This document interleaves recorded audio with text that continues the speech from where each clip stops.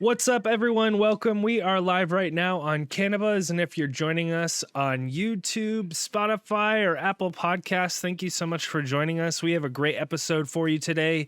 We have John from Huckleberry Hill Farms, and we have Justin from AyPapi. We're going to be talking all about, JR's got a cool kind of flow of a show today where we're going to be talking about kind of what got Johnny to the point of this season, the work that goes into, having a great season, and then how Justin's company comes in and then makes really great products with the flower that Johnny has grown and created. So we're going to be talking all about that. But before we get too far into it, we need to make a couple shout outs.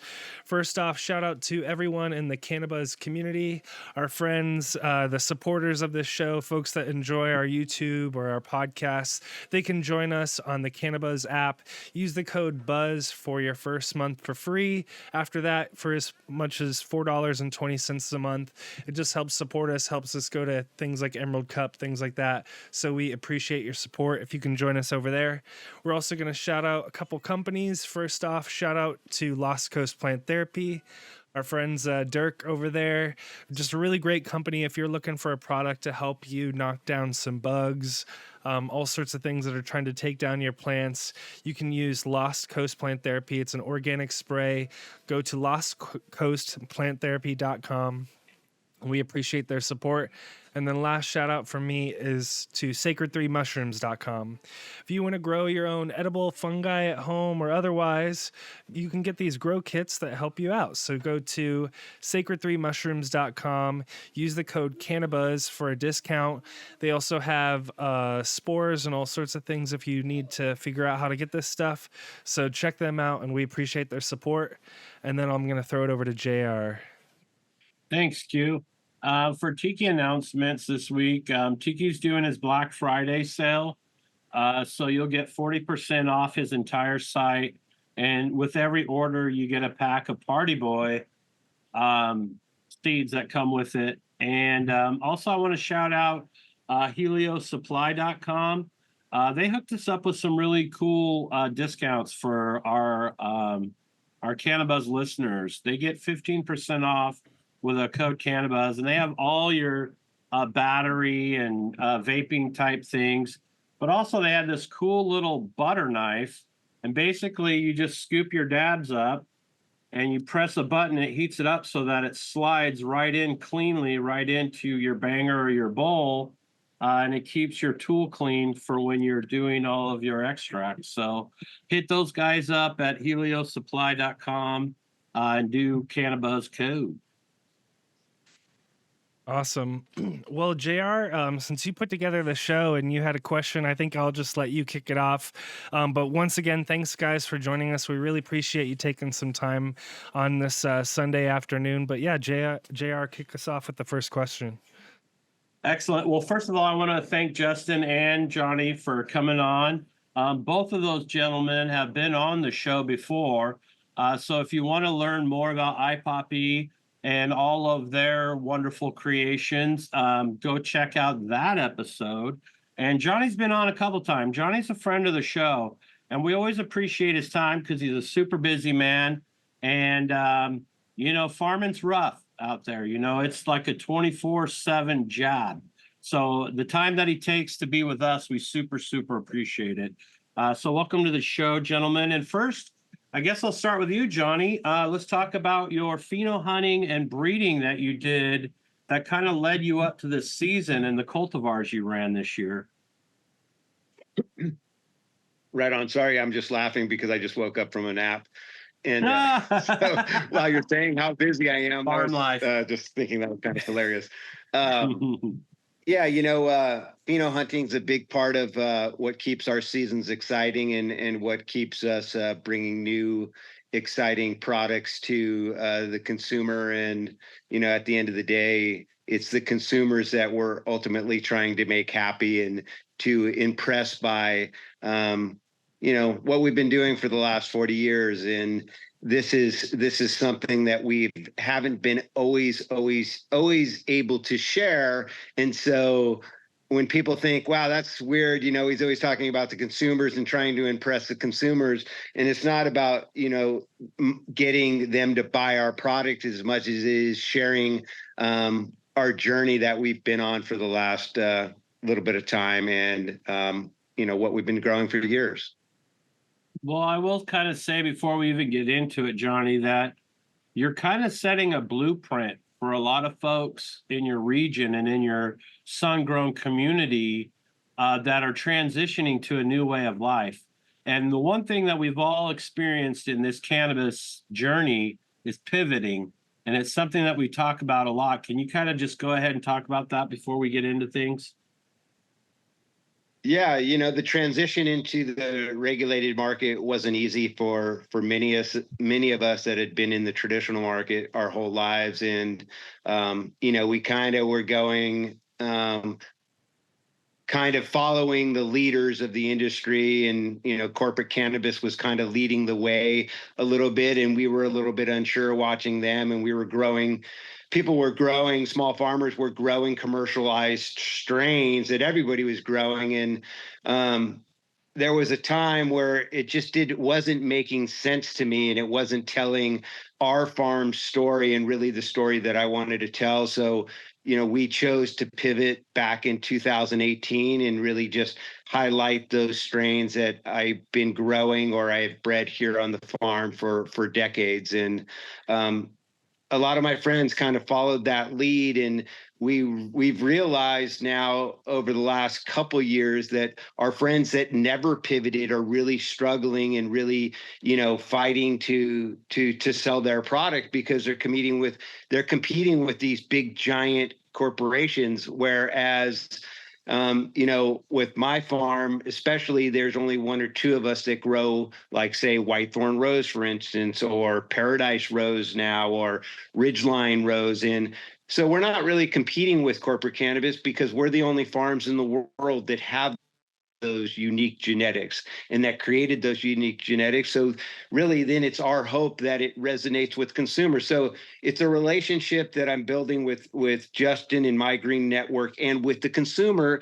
And together, the feedback that we get from them really dictates what we grow the following year. And so every year consists of doing pheno hunts and doing crosses and breeding projects, and it's become like really fun. It's exciting again. That's really cool. Would you say that a lot of what you're doing now with that style of farming is resin farming and a lot of breeding for like genetic sales and stuff like that?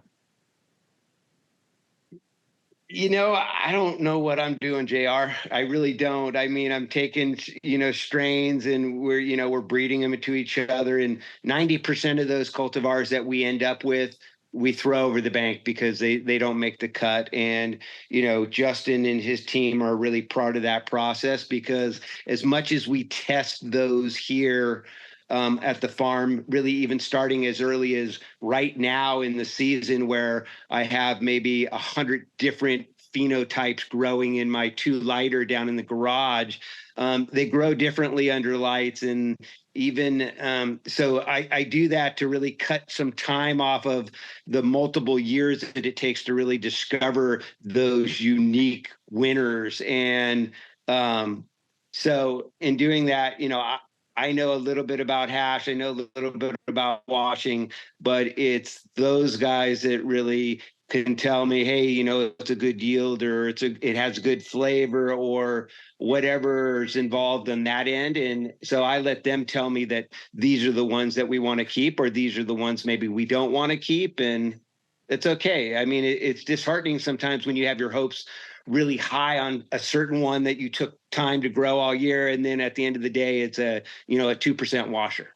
I mean, maybe it tastes amazing and maybe it has a place in the marketplace, but for those breeders, for myself and Ridgeline Farms and Mattole Valley Sungrown, it's really discovering those 5, 6, 7% washers that have a great flavor and hit all the marks. And we can't do that by ourselves. We need the input from them also. And that's kind of where we can bring Justin into the show. So, Justin, you had the pleasure of being there last season. moving into this season, what were some of the things on the farm that really kind of like stood out to you?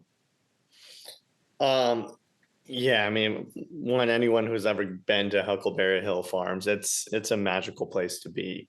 All these farms are very unique and have their own character to it that resemble the farmers. And you know, Huckleberry Hill Farms is a special place. It's a special place where a lot of homage takes place. There's a lot of spiritual connection going on there. It's really magical, and so every time or anytime I get a chance to go there, it's a wonderful experience. And honestly, that's the constant. I'd say the things that have changed from my first visit there over the years to the next harvest and then to this harvest is maybe the amount of whitethorn rose has significantly increased, which is great because, as Johnny said, these are legacy genetics that you can't find anywhere else, and so it's really special that we can do these types of pheno hunts and things like that. And I would say the difference between last year we were very focused on whitethorn rose, but this year we got to do some special collaborations and special pheno hunts. And as Johnny said, that's a ton of fun. You know, it's you don't know what's going to come out of that. I put a lot of trust into the farmers, but I think one of the coolest collaborations to come out of that is the Huckleberry Hill Farms, Ridgeline Farms collaboration, because you have these two powerhouse legacy genetics, you know, award-winning genetics. You have the Lance crossed into the whitethorn rose. There's a couple phenos that we're going to be releasing of that, but man, I can't tell you like how obsessed I've been with the Ridgeline Rose. It's just like she's so special. There's so much whitethorn rose in there, so you know she's a relative, but then there's different layers, added layers. And it reminds me of if you were to take your whitethorn rose dab and do a blender of, I'm not going to say the notes because I don't want to spoil it. And you take a blender of this other cultivar that you really love and you mix it together and you just get this extra added layer and complementary notes that kind of pull out each other's expression. And man, Jason and Johnny, they just did a incredible job, and I think they found something really special in the Ridgeline Rose, and I'm excited what new phenos come from the Ridgeline Rose year after year. That's really cool. I had Johnny, I have a question kind of off the back of that. So when you were talking about kind of getting feedback from your partners essentially, or people that you work with, your peers, about what's working for whatever reason. So you get that feedback from Justin. Are you now kind of thinking about scaling up production of seeds or clones of various strains based on this feedback? Or are you kind of waiting still to see kind of the market's reception of it, and then you start kind of, I say cranking up production, but I know it's probably much more humble. But yeah, I'm just kind of curious, what is your kind of approach going forward? So this is the hard part for a small farm, especially. So, you know, I have 2 lights in my garage that I'm keeping all the cultivars alive for next year. And in the meantime, you know, we're collecting data from, you know, My Green Network and AyPapi and the consumers, but I still have to keep all those alive down there, right? Because it takes time to get that feedback, right? You know, it takes time to manufacture it, to put it into packaging, to get it into the different shops, to get the feedback from the consumers. And all this time, the moms are growing on cutting more clones, trying to keep them around, going, is this one okay? Do we want to do that? Do you think we want it to grow? And, you know, Justin, AyPapi's relationship with Huckleberry Hill is a little bit different because all of my product from this farm goes to AyPapi and what they're doing. And it's always been my dream and my thought, not only to produce some of the most amazing cannabis that I can, but it's the saying that lingers in my head, that wakes me up at night, that is coming to fruition now through AyPapi and my green network, is that it's never going to be about one of us, and it's always going to be about all of us. And with that introduction to the consumers down in LA and San Diego and throughout California, has created such a demand now for these genetics, and that now we've got to incorporate other farmer friends that I've grown up with to help my little 5,000 square foot farm produce enough product from the demand that my green network and AyPapi have created. So it's super cool. And I think I veered away from your question, but yeah, we're still waiting for feedback. There's a couple lower yielding cultivars that we developed last year, like Country Rose, that we're trying to figure out if that's one that we're going to want to do again next year.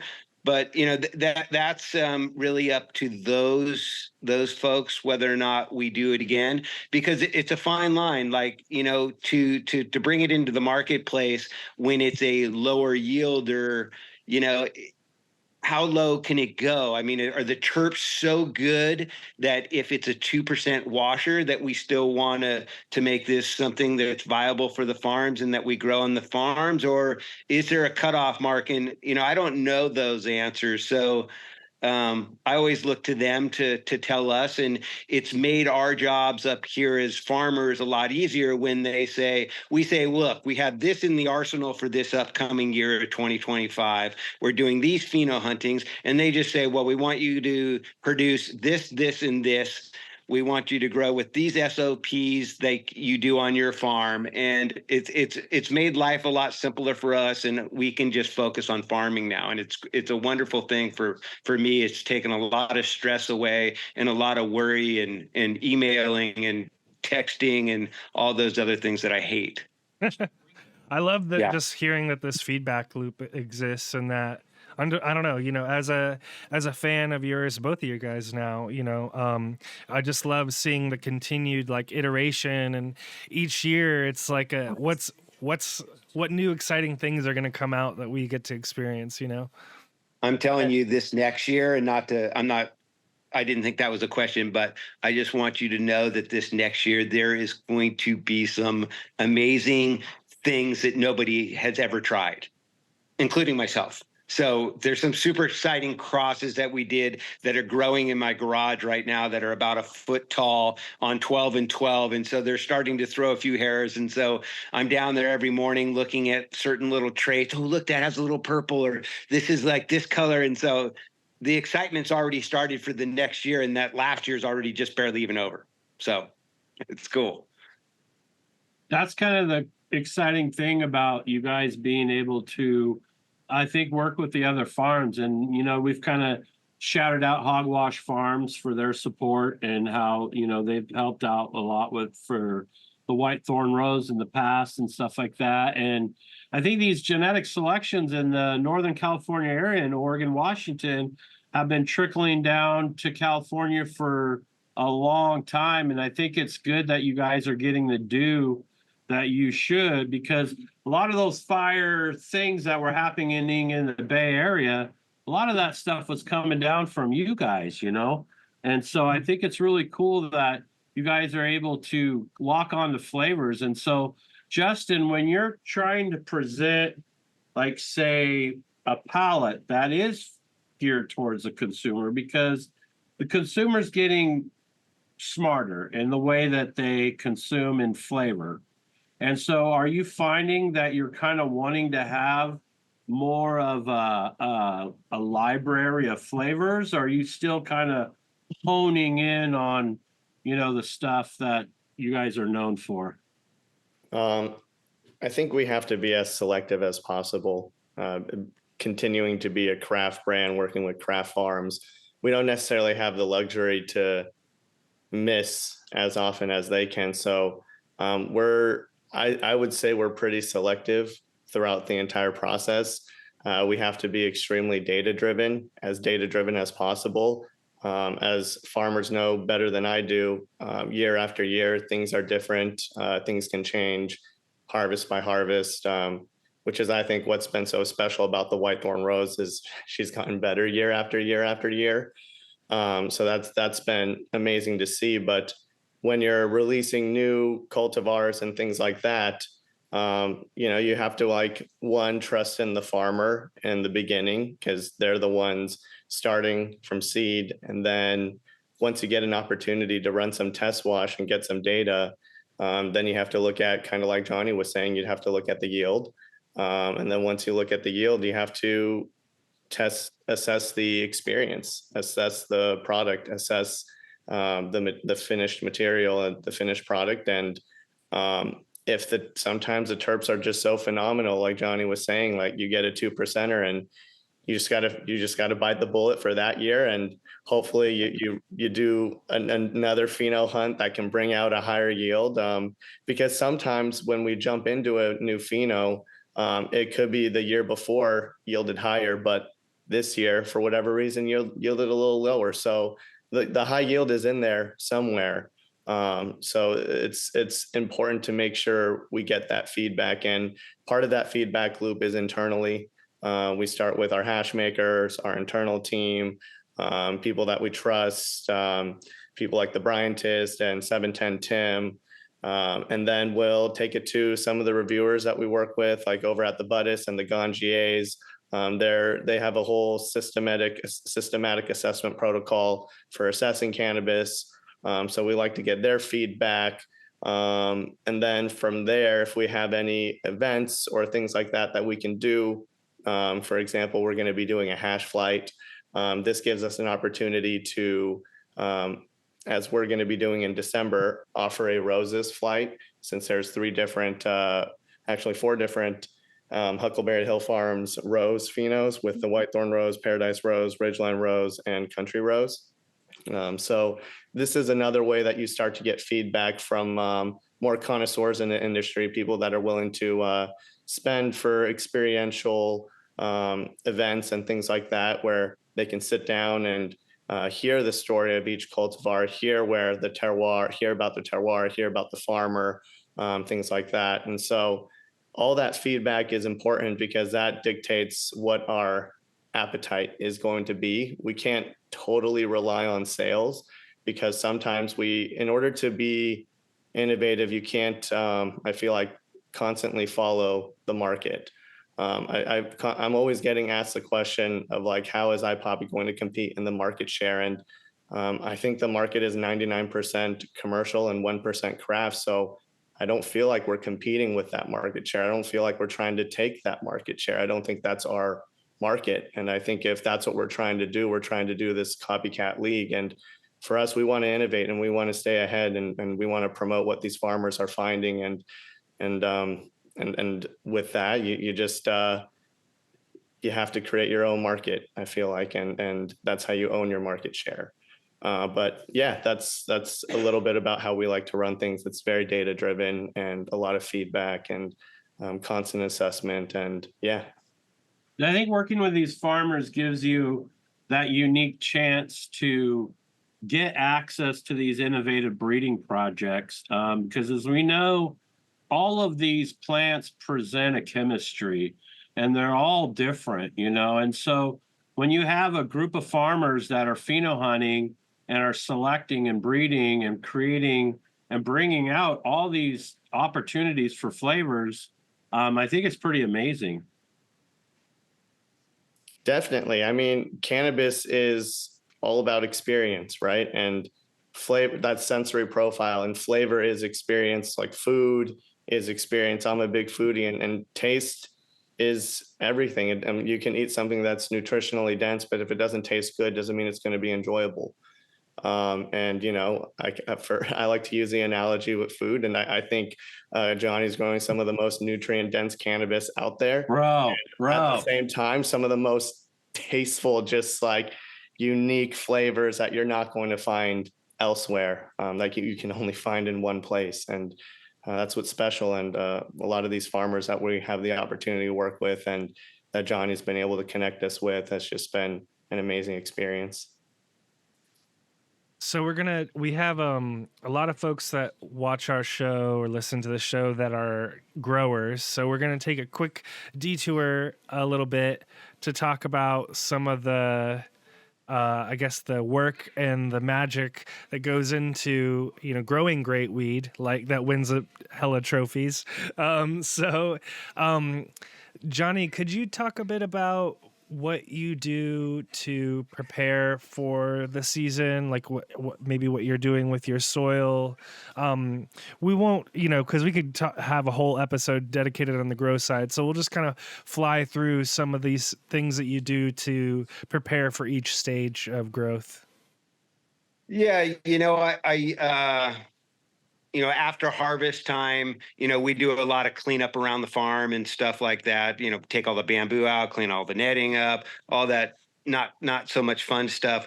But along with that, as fall comes around and all the trees drop all their leaves, we go around the farm and we collect leaves, from the apple trees and the pear trees and this special ginkgo tree that we have. And we put the leaves in trash cans, and then we fill the planter boxes that are outside up with these leaves, and we spread the leaves in the beds of the greenhouses and stuff like that as an initial start. Sometimes we plant a cover crop in some of the greenhouses that don't have plastic over them, or the outside boxes if we can get around to it, if we have time.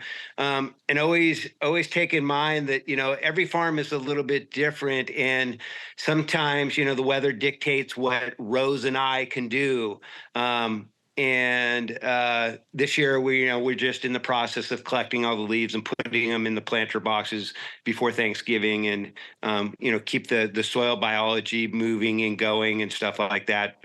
And then as the weather starts to get better, we'll every year's different. I want to say, yeah, we have an SOP, or, I talked to Justin a little bit about SOPs, and like sometimes the flavor of the cannabis that comes off my farm tastes a little bit different than certain farms. And we were trying to see how we could get it so it was all pretty closely tasting the same. But I think that's what makes all the different farms pretty special, is that we all have a taste of the place, and it's part of our story. And maybe I'm doing and Rose are doing things that we don't even really know that we're doing. Like, I hate to change things, because sometimes the littlest things that you change that you think are don't have any significance really are the things that are making and producing some of your amazing cannabis. So I wanted to ask you about that, because there are, like regenerative practices that I'm sure you've been doing for generations without the label of it being regenerative.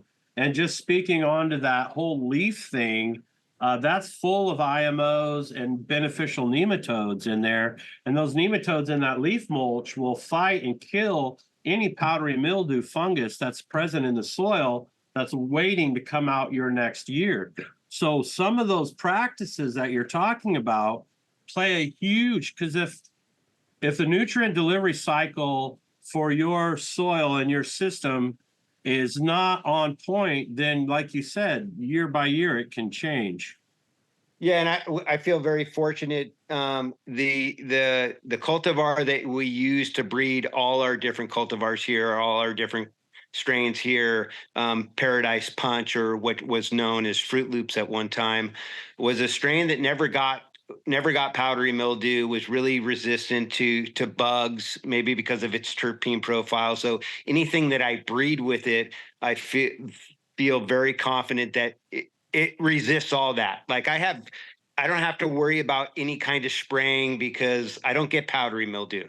Maybe I get some bud mold year to year. This year was a really great year for the Emerald Triangle with all that kind of stuff. But yeah, I don't have to deal with any kind of powdery mildew, which would probably affect it, even in hash form. I've heard you can taste flour that has, powdery mildew on it in the hash. So, yeah. And being able to bring your own cultivars, your own breeding projects, and keep it closed loop and not bring in a bunch of other stuff. Oh, absolutely. That's huge. That's huge. Yeah, that's giant. That's giant for sure. So, kind of now looping back into where Justin comes in, could you guys talk about how you approached harvest this year, or maybe in previous years? But I'd just be kind of curious. I'm sure there's a hell of a lot of thought that's gone into when you guys harvest and all this kind of stuff. So I'd love to kind of hear you guys talk a bit about that. What strategy you guys had? Is that me, Justin? Yeah, go ahead. Okay, yeah, this year was a little bit different, I think, than the year before. I think we really strategized a little bit more this year, and Justin came up a couple weeks earlier than we were planning on harvesting the whitethorn rose, and we did a walkthrough, and we weren't sure what the flavor profile of the whitethorn rose would be if we harvested it a little bit earlier than we had the year before. And maybe the coloring of the whitethorn rose might have taken on some different clarity, possibly, if we harvested it a little bit early. So we did take a little bit of it a little bit earlier than we had in the past. And I think the jury's still out on whether or not we'll do that again next year. But we didn't do a ton. We did a few 100 pounds, and then, we're a small farm and we're a small operation. So we have to start earlier anyways, because 90% of our flour this year went to fresh frozen.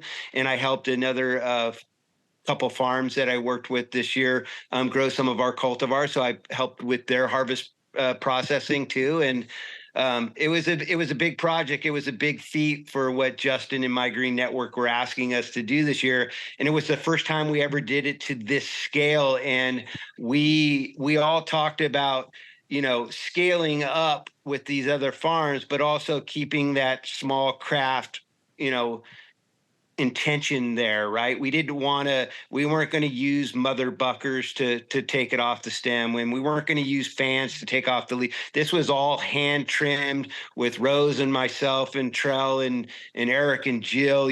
They're doing it alongside of a small crew that we put together. And so as Justin and My Green Network were picking up the product, we were getting, weekly and bi-weekly feedback. How does it look? Do we need to do anything other? Is it done correctly?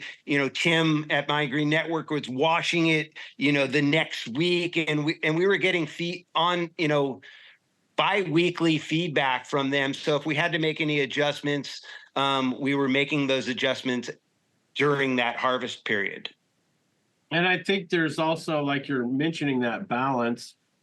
There's balance in that harvest time, because you want that kind of clarity that the market's used to, but you want that stony effect and maybe those advanced flavor profiles that come along with something maybe a little more mature.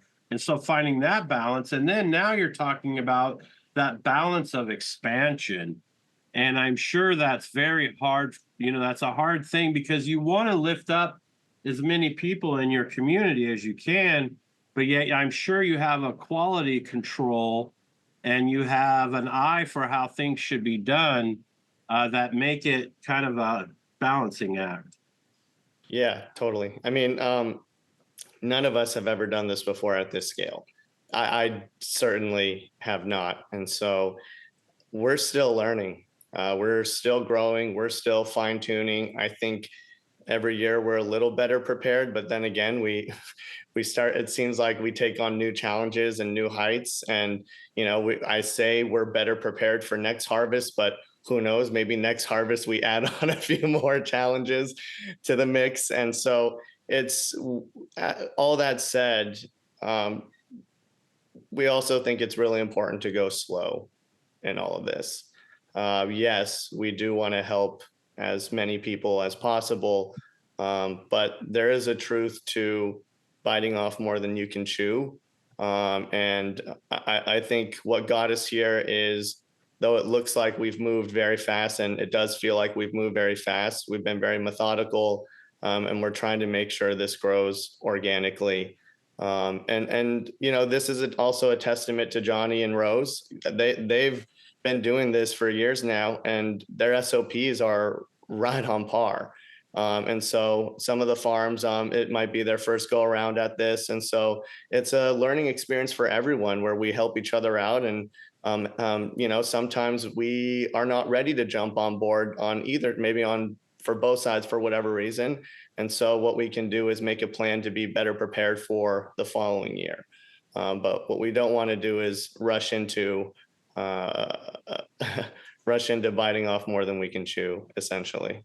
And what's cool, and not to interrupt you, Justin, at all, and while you were talking, I was sitting here and thinking that, what you guys have done for the small farmer and for especially for myself and Rose and Huckleberry Hill Farms is given me the freedom to do what I love to do and to experiment around with my breeding possibilities.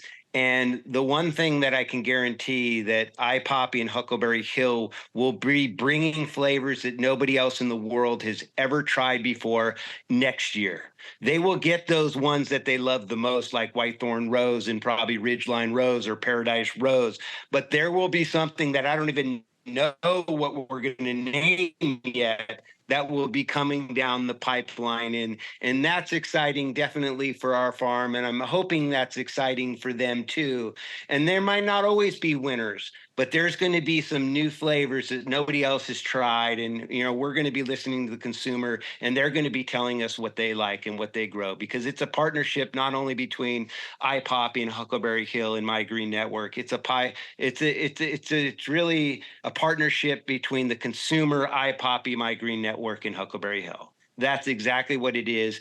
And corporate cannabis can do whatever they want. They can grow more Gush Mints and more Gush Mints and more Gush Mints, but we're going to have some unique stuff, and hopefully the consumer likes it. I know it sounded kind of corny, but it's the reality, and that's what I really enjoy with it. I mean, I'm just talking freely because it's exciting. It's after 50 years, it can get a little monotonous, and you got to keep the fun in it. And this has rejuvenated me to be excited about it, which makes me grow better. Yeah, cannabis. And honestly, I can't say how grateful AyPapi is, because every year we have these new pheno hunts and we get the opportunity to drop it first. And that's kind of part of the process of getting the feedback, because we take that year to drop this new flavor, get the feedback, but then also tell the story and build the appetite for next year, so that come June or around that time, we know we have an idea when it comes to projections, which is kind of what happened this year, which is we had to project how much of each strain should we grow. And with some of these, we don't know because they're new. And with some of them, they've been around. So we have some data that we can pull from. And so this year it was very much like going back and forth, figuring out how much we're going to grow, getting the data back, getting it back to Johnny, having leaking meetings, and then with the Whitethorn Rose for the cultivars that people are more familiar with and getting more familiar with, we, had that opportunity to start arranging pre-sales and start to sell this out to brands. And that's part of the feedback loop too, is getting some samples into the hands of other brands so that they can try it as well. And that's what's fun and that's what's important. And year after year, I think we're just going to see more and more brands start to pick up more and more Huckleberry Hill Farm strains. And, I think the same are going to happen with these other collaborations, like with the Ridgeline Rose and, the Country Rose. So we're about to watch that too. And the terpene on that one is just spectacular. I want to take this moment of the show to shout out my partner. Q has a pretty special Paradise Pine that he's been growing now. This is his second season. So I want to let him talk about that and let him tell you about how beautiful it is. It's just a gorgeous one. Well, yeah, it's one. It was interesting. I like seeing, now that you've been releasing your seed strains now in seed form, it's been cool to just experiment with one sliver of it with Paradise Pine. And while we're on this topic, I'll shout out. It's Tangled Roots, is that right? Tangled Roots is where you guys can buy Johnny's seeds, and they just actually released a drop a couple of days ago or yesterday. So if you want to grab your own seeds of a bunch of different phenos or varieties that you have up there, everyone needs to make sure that they go to Tangled Roots. But I guess on the Paradise Pine, so I found one that went very purple. I noticed that in relation to, I have another Paradise Pine that's more like green. And I noticed that the more purple one had more of a pest resistance in relation to the green one. Just kind of a comment on that you were talking about earlier, Johnny. But I guess I have a question about the Paradise Pine. I was kind of curious. I noticed you entered one pheno of it in the Emerald Cup that was more kind of in the green direction. So I was kind of curious, how do you focus or kind of approach it? You have various phenos of the Paradise Pine and all these different strains that you're growing, or you have in these different pheno hunts. How do you pick the one? And I'm sure you're like, sometimes you're like, I'm not sure if that's the one or not, but we'll just see how it goes. Yeah, I get real stoned and I walk down to my little 2-lighter in about a month or two from now, and we kind of look and touch everyone and we kind of just evaluate it. So it's really personal choice, right? I'm picking the ones that I really like or that I believe that will turn out good. The only flaw in that, and I should really probably try to find a way to get better at it, is especially when we're talking about hash, is I don't know which ones yield the best, right? I've learned a little bit from Nicotee and the Bryantess, you rub them between your fingers, and if it's sandy and gritty, and, that's supposed to be a good indicator that it's a good washer. And, but I've been wrong quite a few times. Quite a few of the ones that I've picked that I've dumped over the bank the next year, or, so I'm still learning a lot about, that process, but I usually go for smell and, when I dry the flower, the taste, and that's a good indicator for me to at least begin to understand which ones I want to grow for the next year. But I kind of hesitate. I've hesitated for a while to release some of those cultivars that I had in seed form on Tangled Root Store. But it's turned out to be something really cool. It's turned out to be that now I'm pheno hunting with the general public together, right? They share their whole journey throughout the summer, and it's become a really fun thing for me. So besides the feminized whitethorn rose itself, I really release most of all the seeds that I'm going to pheno hunt the next year to the public. And that drop that Ryan at the Tangled Root Store just did this last week were all some what I believed are going to be some amazing cultivars, and the ones that I have in my garage right now. The same very seeds are the ones that I'm doing too. So it's exciting. I just want to throw it out there, Johnny. If you get a tester group or if you got a tester club, that's a good way to crowdsource for excellent genetics. Like Q, for instance, his Paradise Pine might be Bawang, and so to be able to get a cut of that back, that's hopefully been cleaned up and whatever, however you do that. I'll tell you what I want to do for you guys. You guys have always been supporters of the small farmer. This year, Rose and I crossed Margie's Magic, or Whitethorn Rose, to a feminized Whitethorn Rose to Margie's Magic, which is a high award-winning terpinolene plant. Which is typically not that good for washing and rosin making, is my understanding. I did give it to one of people that followed me on Instagram. I gave him 10 seeds to grow in some other state.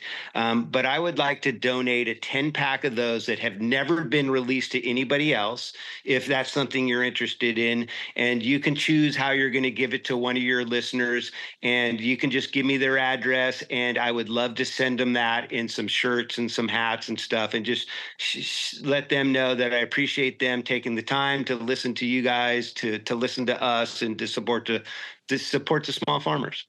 Cool. Appreciate that a lot. What we'll do is we'll have people leave comments on this YouTube video, so they're gonna have to watch to this point, and they're gonna have to stay engaged, and then know that they need to leave a comment.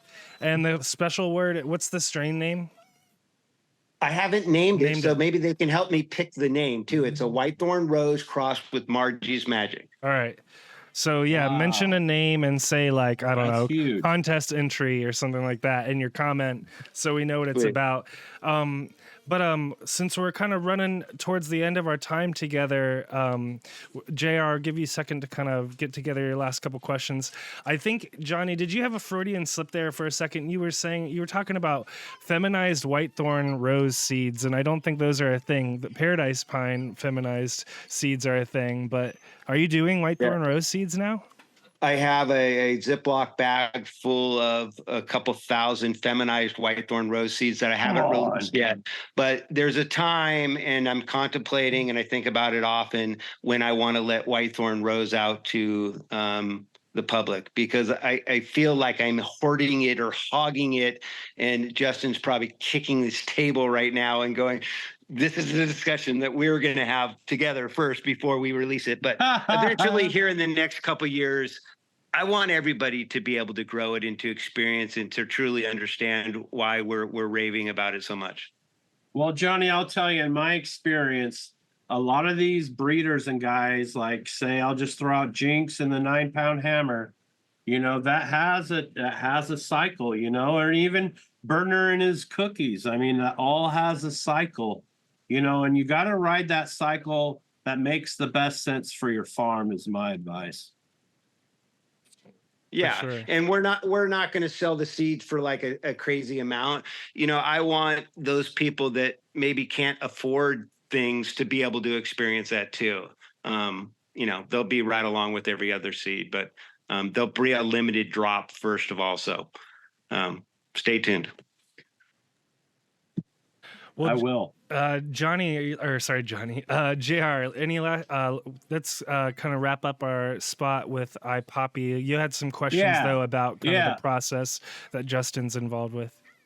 Yeah, and I'm going to skip that and go right to what kind of magical products do you have in mind? Because, I mean, last time you had some gummies that were just purely the flavor of the variety. I know you might have some more stuff cooking up there, so let us know. There's more gummies, more edibles. That's for sure. There's what kind of edibles? We're definitely going to come back with the gummies. We're R&Ding some more taffies. Some of you that aren't aware of the riddles, taffy won an Emerald Cup. So we're looking at the taffy as well. We've obviously got a ton of different flavors coming out from Huckleberry Hill Farm. So we'll release that in rosin. We want to do a lot of different consistencies, from jams to cold cures. Looking at making more piatellas this year as well. The other thing is we are doing a collaboration with Trichome Extracts. And so Whitethorn Rose rosin pods have released. We've also released the Paradise Rose in the rosin pods. The Ridgeline Rose will be coming out next in the rosin pods. So people will finally be able to experience these terpenes conveniently. I know I've had people asking me for years now, when can I get a Whitethorn Rose pen? Right. So those are available now. Is that like an all-in-one, or what is that? It's an all-in-one. Okay. It's an all-in-one pen. I think actually Bright Spot has some. Yeah. But yeah, definitely. Yeah, we just dropped them not too long ago. It was the first Whitethorn Rose rosin pen to drop in the legal market. But yeah, super exciting. Definitely have a little more things up in the air, but I can't disclose yet because some of those are collaborations with some other brands. Hence, he's a sneaky. This guy's sneaky. I'm telling you guys, he doesn't even tell me what's happening. Like I get surprised. I see like retail shops reach out to me. Oh my God. I go, God, I didn't even know about that. Like he's got things. Look at his face. You can tell. That's rad. Last year I saw the split where you would do like jam on this side and another consistency on the other. I thought that was brilliant, genius.